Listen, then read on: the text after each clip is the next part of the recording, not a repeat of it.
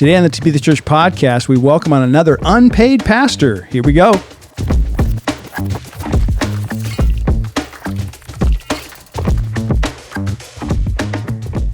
Hello and welcome to the To Be the Church podcast, where we explore what it means to truly be the church in today's culture. I'm your host, Andrew Murch, and I'm here with a special guest, emphasis on special. His name is Gavin, is it Hesse? Hesse. Hesse, you got it. It is Hesse. So I kid. You're no stranger to the podcast. I am. I basically show up every 100 episodes or so. Yeah, there we go. Perfect. So this is your fifth or sixth episode.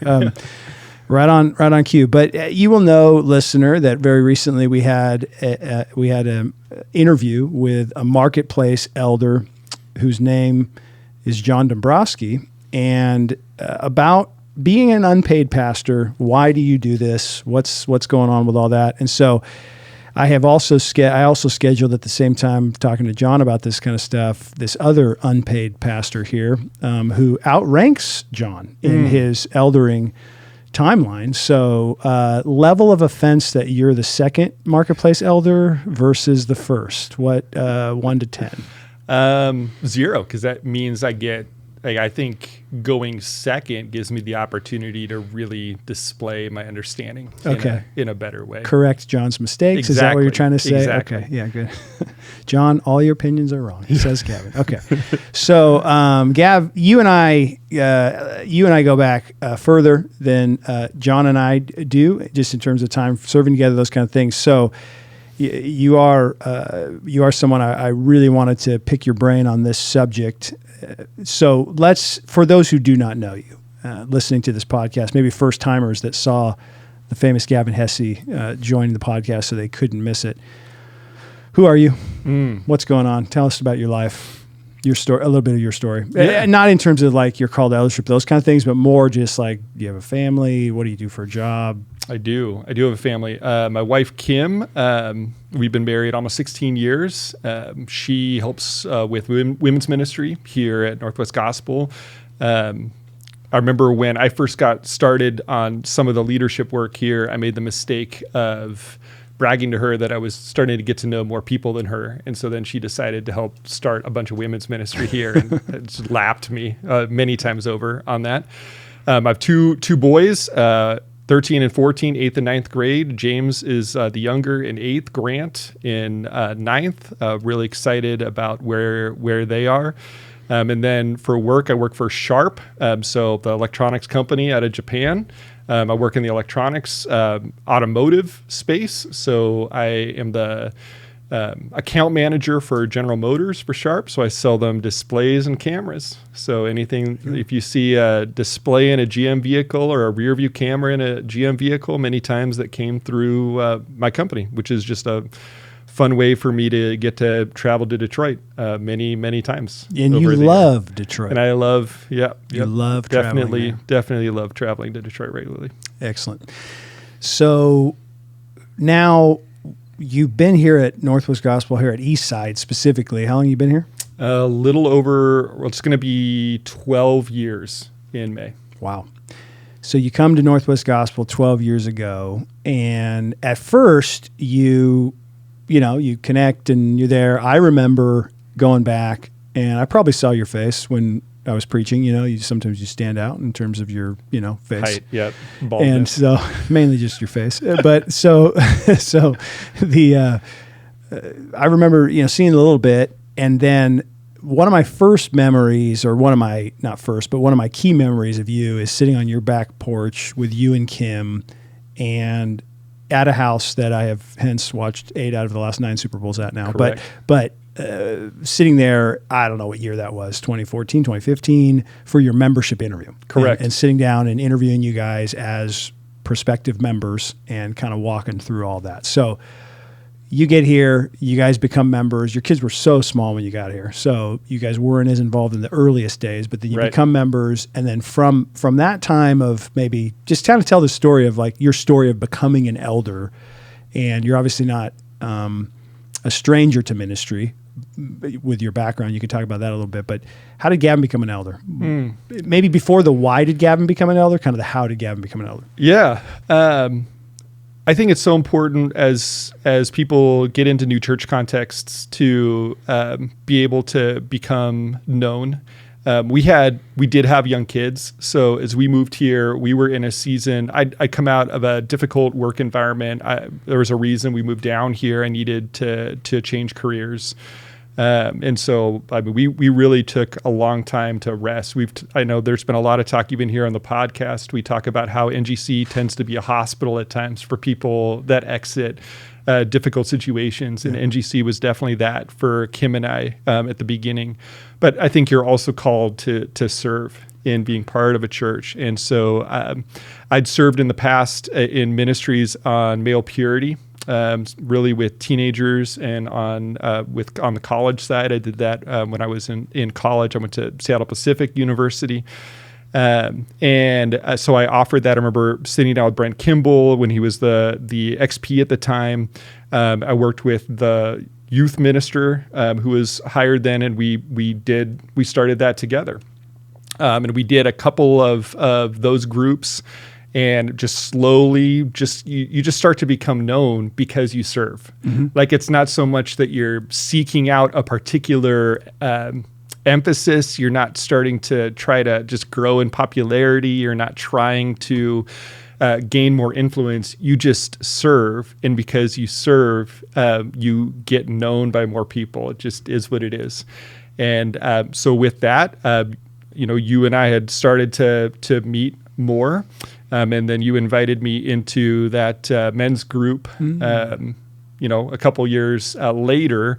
I should note that actually the way you and I truly connected a little bit prior to that was through some of those shared connections we had where we jumped in a couple dynasty fantasy football. Oh, that's right. Mixes. Fantasy football. Yeah. So you were leading, and that's right. Like around the time you became a member, and then those early years of membership, you were leading these purity groups that kind of mentoring, teenage and late high school and college guys in sexual purity. And you led a ton of dudes through those groups over a period of time there. And connecting more, deepening in community, that's where I think even inviting you into that mentor group, which was like a group of maybe 8 guys who, it's funny, I forget the dudes that were in that group at times, but then I realize now that like 4 of those guys are elders, including you. But it's a group of, at the time I would lead these groups of 6 to 8 guys for a year, and we'd read a book a month and memorize scripture together, and it would just be kind of a mentorship journey. And it was sort of the pipeline for eldership stuff to try to, get to know guys and disciple, but then also kind of see who's emerging here as potential guys. So it was probably right after that, or maybe even during that you and I started talking eldership, right? I would assume. Yeah, it was. There were 2 things that you and I started talking about. That one of which in particular, this would be probably a whole other conversation, but it's still like trying to figure out exactly what you were thinking at that point. But we'd just acquired the Kamaswashugal building, and it just started services at what was, then Parkside. And you asked if I would be interested in preaching on a Sunday there. Because you were aware, my dad had been a pastor for many years. And, so you asked that, which I think still is kind of, it was a big step for you to offer that. And then you also asked if I would be interested in potentially being an elder. And I definitely remember the conversation because I remember telling you no. Yeah. And because becoming an elder to me was something I was completely uninterested in, because growing up again with my dad as an elder, who now, my dad Gary is an elder here now. Growing up in a small community church, my wife Kim, she's also a pastor's kid. She grew up as a pastor's kid in a smaller community church. In both of our parents' story, we were in those churches for a decade plus. And really even, if I want to lean in really into my dad's story, it got to a point, I love that church. Go back, it's outside Leavenworth, Washington, have a ton of affinity for that place. Visited that church even just this past summer with our kids. we got into a season where that was an elder-led church where particular men became elders, and their reason for becoming an elder was more of a power struggle with my dad than it was this is my opinion, to serve the church. I mean, they would probably view it differently. We'd agree to disagree on that. Yeah. And that's just never a part of any type of church leadership that I was interested in. I'm not interested in an adversarial relationship with church leadership. I'm not interested in being somebody's boss. I'm not interested in trying to control the work of the Spirit in a church environment. And so that was my understanding of what being an elder was. And so when you asked, that's the reason why I said no. And you're like, I just want you to read a couple books and then come back to me and let me know what you think. And you gave me Dangerous Calling and you gave me Shepherd Leader. So Dangerous Calling, Paul Tripp, and Shepherd Leader by Whitmer. And I read both of those books on a work trip that I had on the airplane, and I was convicted by those books. Yeah. I grew up in a more conservative environment. It's difficult for me at times to say whether or not I feel like the Lord has specifically called me into something, fewer times than maybe other people. I would say maybe this is confessional versus anything, but that where I would say that I feel like the Spirit in a moment really said, this is what you're supposed to do. Like, this is the life decision you're supposed to make. But I remember reading Dangerous Calling, and there's a story in Dangerous Calling, which is a book about the dangers of ministry. And specifically really for those who are carrying the load as a pastor, as a paid pastor for a church. And there's a story in there about a church that everything felt like it was going great. And the elders at that church thought everything was going great. And the pastor preaches on a Sunday, and the elders show up on Monday, and the office is cleared out. And there's like a resignation note on the desk. Yeah. And I remember reading that story and being convicted, like this is what you're supposed to do. Like, as long as you are given the opportunity to serve at this church, this will not happen. Yeah. And then I read Shepherd Leader, and it's talking about the way that the role is meant to serve the body. I'm like, I can sign up for that. And so we started that journey together. Yeah. Wow. Yeah, that's great. So, Monday, my office will be, I'm just kidding. No, that's good. And I know that story and these stories, and have lived it out with you the last decade plus. And so that's great stuff, man. I'm glad you got to share that here. And so then you go through, and it's funny because the training program, and we now have this training program of the Elder Track that is now going online with its, the Teachable platform and the 1-year journey of training guys from particularly marketplace guys, but staff guys have to go through that too if they're becoming elders, from the theological foundations through the man ministry and mission of eldership. And it's a cohort model, and guys go through it together at their local church. And so much of that, you were a guinea pig for a lot of that, because I remember as you were going through the elder training, I was throwing books at you, some books that are now required books like Dangerous Calling and Shepherd Leader that have become required books over the years. And then other books that just like you read and, we use or don't use or whatever. Right. And so you were just kind of consuming those books. You and I were memorizing scripture together, and we were just sort of doing a more kind of direct mentoring development process in eldership. And it was helpful for me because there was so much that we were still working on how to train elders. And then you were, I think, Gavin, your energy level that you've brought to the fore in terms of what it means to be a marketplace elder, the pace at which you work at it, the amount of hours that you give to it, the sacrifices obviously that you and Kim make so that both of you can kind of pour out and be spent in ministry like that, has really become a model for eldership here, honestly, marketplace eldership here at Eastside over these many years. So I want to affirm that in you. You and I read a book on affirmation together one time. We did. So we're both super gifted. We're both very gifted at affirming other people. Yes. This is me affirming Gavin publicly. That's how you affirm. But all that to say, dude, for real, it's been great, and I think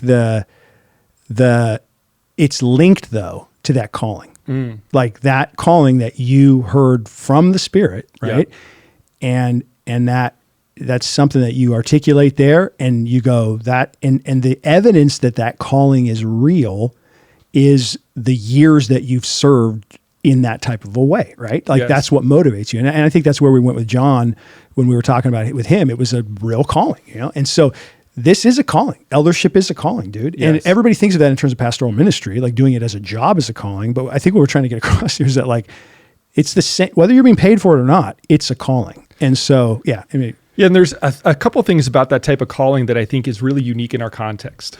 I think there's different types of callings for different levels of elders in different seasons. And I think that's a real gift in a way that we're set up, because it allows us for a multi-generational elder room. Like my calling doesn't have to be my dad's calling. Yeah. My calling doesn't have to be the same as a bunch of the other guys that are in the room. It's not a competition. Yeah. We have elders who are really called to shepherd well. They do a tremendous job of tracking member families, of being in their lives. I love that. And it gives us the ability to have someone in their late 60s or 70s who may not want to get into budgets anymore, but really want to be able to care for people. It allows us to get people in their early 30s in the room that may not be qualified to, or maybe not have the seasoning to jump into some of the management level conversations, but should be around to learn and grow. And so I love the opportunity to see men in different levels of calling that can change in different seasons of life. We also allow for different levels of calling in their local church versus almost like our multi-church environment and leadership in that. And it's just how the Spirit leads certain guys to, like John, for example, I love the conversation with, last week. Like I've been praying for years for a brother like that to have a similar level of calling and vision and drive. And I view John as a major answer to prayer in that. So it's just, I'm very grateful for people who just carry the burden at the local church. I think of guys like Greg Moore at Camas, Washougal, who faithfully live out their calling and burden for that specific church. I love that being an elder doesn't mean that the calling itself has to be the same, but that the guys are faithfully living out their specific calling in their specific environment. Yeah, and I like what you're saying, because there's a lot of stuff that you're speaking to that maybe the listener might not understand about our context, but you're speaking about the unity in the calling to eldership in the midst of the diversity of gifts that the Lord gives in the church, right? And so it's the unity and diversity. We read about in 1 Corinthians 12, 13, and 14, that there's giftings the Lord gives, and not everybody has the same gifting, and not everybody has the same role, as it were. Romans 12, like there's different types of things that God gifts us with. And I think we can see that in an eldership. And so often, because eldership is not looked at this way typically in churches that even have elders, or maybe even have qualified elders, but that reality that like eldership in Scripture, the role is shepherding and managing. And so as we say here at Northwest Gospel, all elders shepherd, and all elders in some sense manage in terms of the job, but at the same time, there's different levels of management in a large complex church. There's different levels of management when 5 churches come together and do this multi-church thing that we're doing. And not everybody has the same giftings in that. Not everybody has the same experience or even stage of life, right? And so I think we've tried to go elder qualifications of 1 Timothy 3, these character qualifications, the aptitude to teach, the temperament that it speaks of there, the humility. There's a ton more guys that are elder qualified than I think people often realize. And yet, if you have this one size fits all this is what eldership's going to look like, that you've got to do this, this, and this, and that's it. That's the narrow lane. Then there's going to be a lot of guys who say, I just can't do that, right? And so, we've tried to structure it in such a way that we go, if it's true plurality, there'll be a distribution of the gifts that God gives, and that'll be lived out in the context of true plurality and humility and mutual submission and all those sorts of things. So, I think, excuse me. I think when people think about calling, they think about their standard definition of what an elder is. And they're looking about the dude who sets the budget and is the guy who's perceived to be looking over the shoulder of the lead pastor. Sure. Like that's if I summarize it the closest, that's what they're looking for. And there's so many of the guys who really are best gifted at shepherding our people who have no desire to do any of that. And I really value that we're providing an environment, I believe a biblical environment, for those men to be able to walk into that calling, use those gifts, and shepherd God's people. Yeah. So as you got into eldership here, dude, and definitely there was that reworking of your expectations of what it is and what it isn't that you talked about in the early days. You read those couple of books, you sense this call, now you're in it. And it's so funny because I think about the elder room when you first started as an elder versus the elder room now. Versus the elder room now is like, you talk about the full council of elders with 33, 34 elders now between the 5 churches that meet monthly together as the full council. Like, how different does that room look now, right? How different does the East Side room look now with 22 elders, staff, and marketplace, and who those dudes are and everything else? It's wild. So what is as expected versus what is unexpected as you have gotten into that room? Like when you became an elder and kind of answered that call, what are things that you expected it to be that it is? Let's start there. I expected that it was going to be a challenge.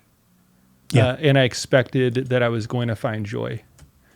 And I think the Lord has provided both. Yeah. I think we have been, as elders and pastors, we've been called into a story that in many cases is not going to be shared publicly. Yeah.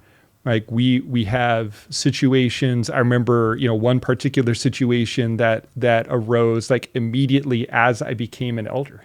Yeah. That wasn't exactly something that we were planning on as I started out in that, and it wasn't fun. Like that wasn't like a fun part of that journey, but like none of this is for some type of worldly glory. Like we don't become an elder pastor and like that challenge piece. It's not in order for a name to be on a plaque somewhere. It's not to write a book somewhere with 15 different stories to get a level of public affirmation. The challenge was going to be the challenge. And I didn't know what those challenges were going to be in walking in, but I knew that it was going to exist because when your parents are in ministry growing up, the challenges exist. There's going to be interpersonal challenges that show up and you just know that the enemy exists. So that did not surprise me that the enemy exists and that Satan is at work and that we have to be able to battle together. I've also not been surprised by the amount of joy that I've been able to experience as being part of that journey. Yeah. And we can speak to that maybe to answer a different question, but that's been a really like fundamental peace and joy about the sacrifices that me and my family has made in being part of. Yeah, talk about some of those joys. Just go there now in terms of eldership. I think the Lord is gracious in giving us glimpses as to the why. Sometimes it's like a conversation with a guy. Well, yeah, I'll give you a specific example. So. There's a guy that was part of some of my ministries that I did even before I became an elder, that I've worked with for a long time. And I've known him as when he was in high school through after that. He left the church for a bit. He has come back recently. He's serving in our youth. And for the last couple years, he's been the small group leader in our youth group for my son. Oh, wow. Yeah. That's awesome. And those full circle moments. Yeah. So I see the Lord being so good at me being able to be a part of his journey. I mean, obviously the Lord ultimately guiding and directing his journey, but giving me the opportunity to be part of that journey. And for that now to be part of something that for the last couple of years that my son has received the benefit of, who enjoys having this guy as his leader. That's awesome. Like those are those things that it's like, yeah, this is worth it. I remember, some of the first gathering we did after COVID. Yeah. And, that was not a fun season for us as elders, and just thinking through the entire environment. It was very politically charged, obviously. And I remember being in that first one, and it wasn't, we didn't have 800 people in the room for sure.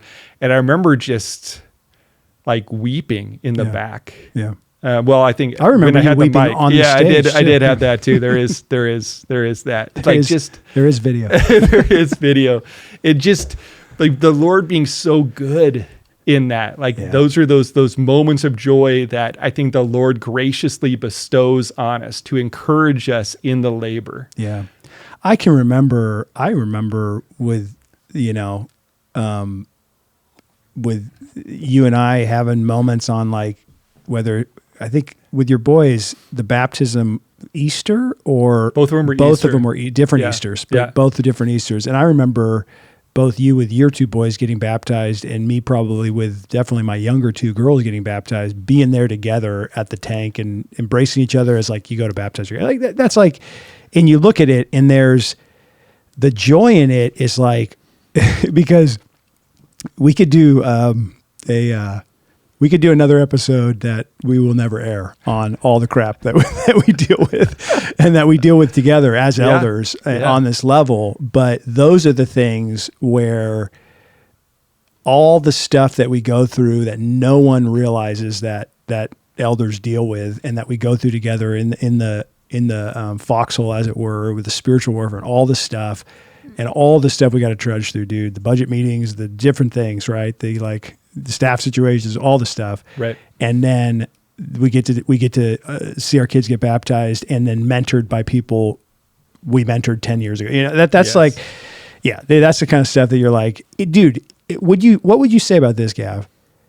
Would you say that there is a proportional relationship between being spent in ministry and the depth of joy you experience as a result of that? Oh, I think 100%. I think there's these times where I think it is such a worthy endeavor. That's, you and I talk about this a lot. Like what we do is so worth it at the end of the day. And I don't want the listener to come across and hear me say that I've never had seasons of doubt, like never had a desire to give up at point. I don't want to come across that perfect. That's definitely not the case.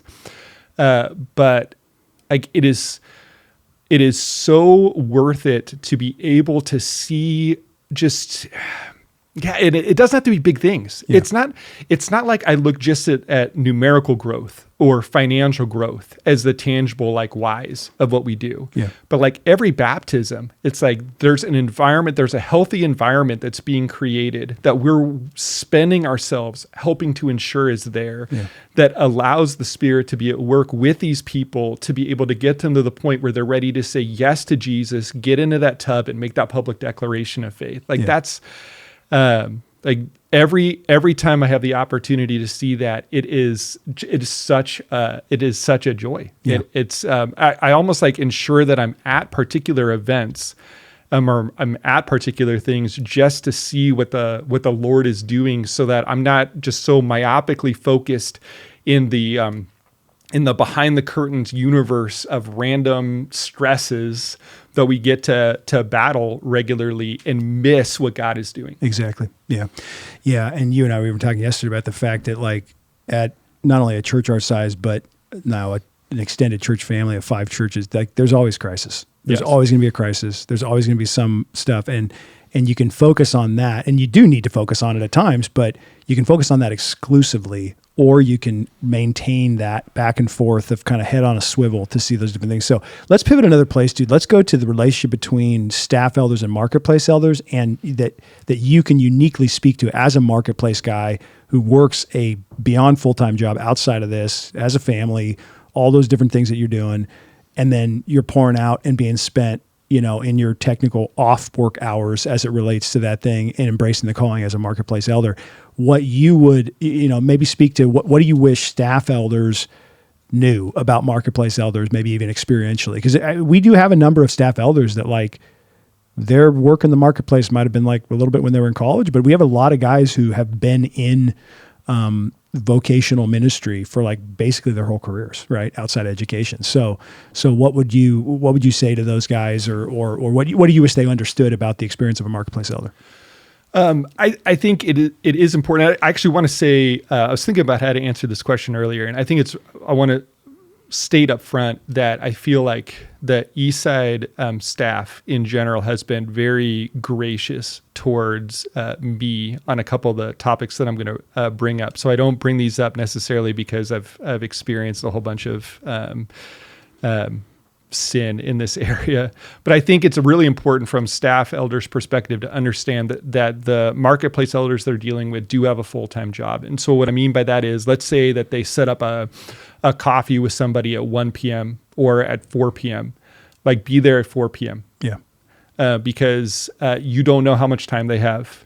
If they've taken time out of their work day, it's likely a sacrifice. Yeah. Every time that they're not in that full-time job, it means that they're not with their family. It means they're not doing some of the other things that God has called them to do, be a good husband, be a good father. And so the time that they are spending with you need to have respect for that time. Meetings, for example, if you're as a staff elder or staff member, if you're running a meeting that has a marketplace elder, I'd say in general, even general volunteers, you need to be insanely respectful of that time. Yep. Because of they're being called to serve, they're being called to add, but we should not presume on that calling. Yeah. Beyond that, I think there's a level of trust that, that's the staff elder side should also give the marketplace side that isn't adversarial upfront. So, we can talk regularly, and we've had conversations before about kind of that regular assumed adversarial relationship between the marketplace side and the staff side. And so, yes, we train our marketplace elders. You and I worked on this for many years, training our marketplace elders that they are not walking into a management position, and they're walking to a place where we are working in unity and purpose and direction. But we also need to make sure that our staff elders understand that as well. That when a marketplace elder is at an event, for example, they're not at that event to look over your shoulder and criticize literally everything you're doing. They are there in order to, again, continue to move forward that unity, purpose, and direction that we're doing overall. So that trust has to be given both ways. Yeah, yeah. And that trust and respect to go, because the staff side's super different, obviously, than the marketplace side. On the staff side, you do this for a living. Hypothetically, you're a professional. Hypothetically, yes. Because you literally are getting paid to do this. Yes. So be a professional, right? Yeah. And right now, John Piper's book, Brothers We Are Not Professionals, rings in my ears. But what I mean by that is have like you said, an excellence about what you're doing. You're keeping your appointments, you're being respectful in that, but then also you should be, if you do this full time, and especially if you do this full time for any number of years, you should be an expert in what you're doing, and pursue that excellence and expertise of what you're doing, whatever your role might be on a staff. And so you should be able to offer a lot to those marketplace guys. But what can happen with staff guys at times is that mentality of marketplace guys just don't get it. Yeah. Even if they give a lot, even if they do they just don't get it. And there's things they don't get. There's things that you kind of can't get until you're on the other side of that threshold. But I think that mutuality and respect and understanding that what marketplace guys are bringing to the table is a level of expertise and just other things on so many variety of issues that should be listened to and respected and humbly engaged from the staff side and from the marketplace side, of course. But I think so often, because when I look at like our elders, what we have in our marketplace elders is dudes that respect the heck out of our staff guys, like love them, support them. It's like a beautiful culture there. And I do think, I hope that is felt and received by the marketplace guys from the staff guys. But I think, and we got on this a little bit last week with John, that idea that like true plurality, it's a two-way street, like marketplace guys have to pursue it by stepping up and engaging on a certain level, but staff guys have to pursue it by mutual submission, listening, development, and giving away things and entrusting those to marketplace guys. Yeah, and honestly, if I return the affirmation for a second, go Andrew, ahead. When I first started as an elder back in that early time, I had multiple people that came to me during that process. They were like, finally, somebody's going to be on the elder team who can tell Andrew no. Like, finally, like someone. Who are they and where can I find them? Give me names. Someone is going to be on the elder team who can hold Andrew accountable. And I just didn't really engage those conversations. But what you may see at this church is you're going to see, in general, you're going to see Andrew or me say the same thing, but that doesn't mean that the two of us agreed on that getting there. You and I will pursue unity in constant conversation until we get to a point. And my affirmation is there have been times where like you have gone into a discussion with a particular point of view and you have ended it with a different point of view. Imagine that. Yeah, imagine that. Like, I have seen how you pursue unity from your seat now, and we can have a whole, first among equals conversation at some point. Like, I give you, there's many times that I'll give you final say on issues, especially vision issues, theological issues that relate to the church. But like I've seen out of you and the staff leadership, that's not something that I even question as we go into it. You and I have had some spirited discussions in the past, and honestly, like I kind of love it. Yeah. I kind of love it because I love how that deepens our friendship. I love that it helps us hone where it is we're going to go so that people just think we agree on everything. Yeah. And I think I do think people of Northwest Gospel, particularly here at Eastside, which is the dynamic that you and I've been serving the longest here, is that I don't think people who know our elders even suspect uniformity, right? But they do experience unity. Yeah. And that's a God-wrought thing, So, dude, and feel free to expand on this if there's other places you want to go. But one of the final questions I have is, as marketplace guys are listening to this, just listening to the Be the Church podcast, and maybe they volunteer at a church, be a member or whatever, what would you encourage them in relation to the call to local church eldership? I mean, you've already spoken of how it is worth it, but there are those moments where it's like you're reading the Dangerous Calling and it's like God is clearly speaking and leading.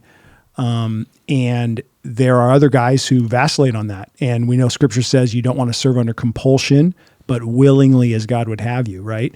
And so dude, we could do a whole thing on compulsion versus aspiration, right? If anyone aspires to the office of overseer, which is a zeal, a desire to serve in that role, versus compulsion is this like I'm being compelled and pushed into it and kind of drug along to it. So what would you say to guys that, might consider that, might be praying about it? Is it worth it, et cetera? I mean, I definitely think it's very worth it. A couple things that I really want guys who are assuming or considering eldership to understand. On the challenge side, I really want them to understand the weight. You are going to be representing something bigger than yourself when you add that title. Like people presume a level of responsibility about who you are and a weight about what you say that is different than who you are before that vote happened. Yeah. There is an additional weight of your sin that matters. I feel regularly and the weight of what would happen if I went sideways. And I kind of want to say that in a healthy way. Like I want to understand that, like that compels me to arrange my life in the way that helps minimize the potential of that, both in my relationship with the Lord, my relationship with my wife Kim. I also want to encourage elders of the weight of what their wives and families carry in their ministry. My boys didn't sign up for this, but people know who their dad is. Yeah. Kim understands, she's in women's ministry. She understands that if she provides a really strong opinion about something that we're doing, that people are going to assume that that's my opinion as well. So there's times where Kim and I over the years have had to just have a discussion about a particular topic to where she understands honestly kind of the party line, the unity line that she needs to be on with us. So I want to encourage that. I also wanted to encourage presence for guys. I think one of the primary ways that you show staff members that you're on mission with them is by showing up. Yeah. Like if you prove that you're there to pray, to help, to support, presence truly matters. And it affirms that calling, and it almost helps you show the places that God is uniquely calling you as an elder in a particular paths. Yeah. And finally, just one last thing with that is that I think as marketplace elders, I don't think we're called to create vision. I think we're called to implement vision and affirm vision. And I think sometimes when guys are struggling with the idea of whether or not they're being compelled or whether they aspire, it's because they don't understand what it is that they're potentially they're aspiring to. And so I kind of want to add to the weight a little bit in one place, but I also want to take away some of the burden in another. Because you don't need to carry every part of the load of a church by saying yes. You don't need to say yes to every part of what I do. You don't need to say yes to everything that you do. You're being called into a unique position for you and your family, and that's okay. Yeah. We're not criticizing the particular season you're in. And so I think it's always good to, if you're in that period of questioning, to like, am I questioning because I'm just going to be feeling like I'm failing all the time because I really think I should be doing all of this? And is that more of an attack from the enemy than it is what I actually could be doing, the actual calling? That's great. Great stuff, dude. Gav, thanks for coming on, man. Let me affirm you. You're great elder, great friend. Happens to be a Seahawks fan, but world champion. Yep. I didn't say it. Hey, I love you, dude. So excited. Let's get a couple more decades under the belt here. Absolutely. All right.